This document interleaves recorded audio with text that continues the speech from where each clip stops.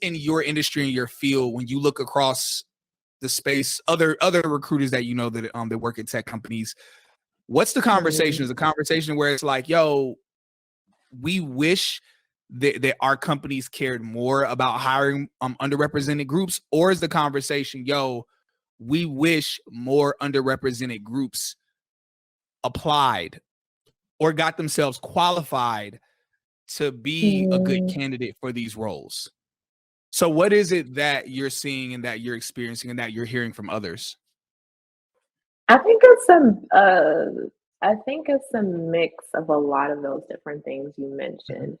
On one hand, there will be the bad apple in the bunch that kind of comes in with their own bias. Like, so when I connect with my hiring managers, I let them know from the jump that I will be prioritizing diversity throughout this search. Now, with that, we can't tokenize certain groups, or we can't make like a quota like, oh, we have to hire 7 Black people for every 10 hires or anything like that. When companies start doing that, like you get into a lot of like ethical and legal things.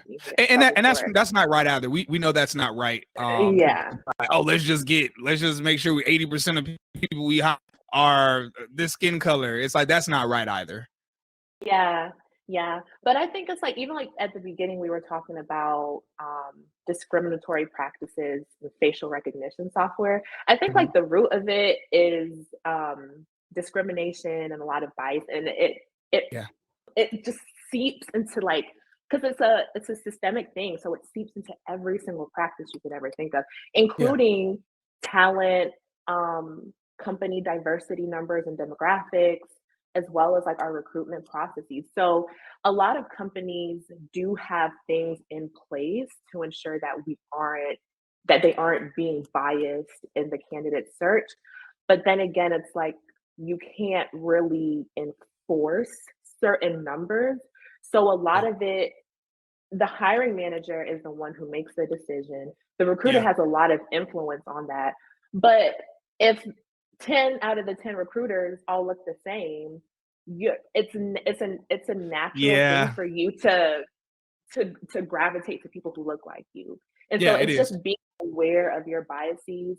A lot of companies will do like anti-bias training and things like that. But I think it's getting ahead of that and really having an open conversation. And that's why I love, like, it's unfortunate, like everything that has transpired in the last 2 years in this nation, but has prompted a lot of open conversations and dialogues within these large Fortune 500 corporations.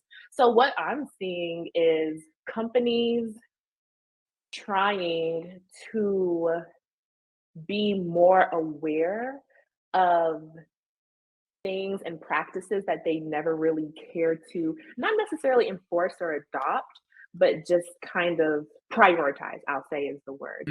So you're seeing a lot more companies like saying, okay, let's address Black History Month. Let's talk about Black History Month openly. Let's look at our diversity practices in talent, because obviously talent is the gate into the organization. That influences your product, that influences like everything that comes out of that. So I'm seeing I think companies genuinely are trying.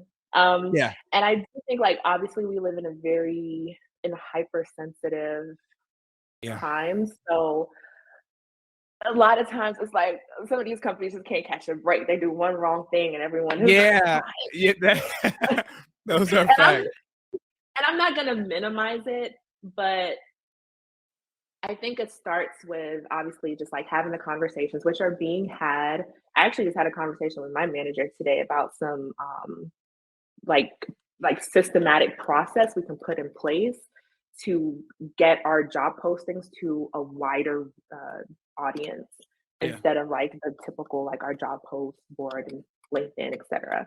Hey, so for everyone who's watching this right now, you're interested in the career that myself or my guests have been talking about, then I suggest you check out Careerist Bootcamp.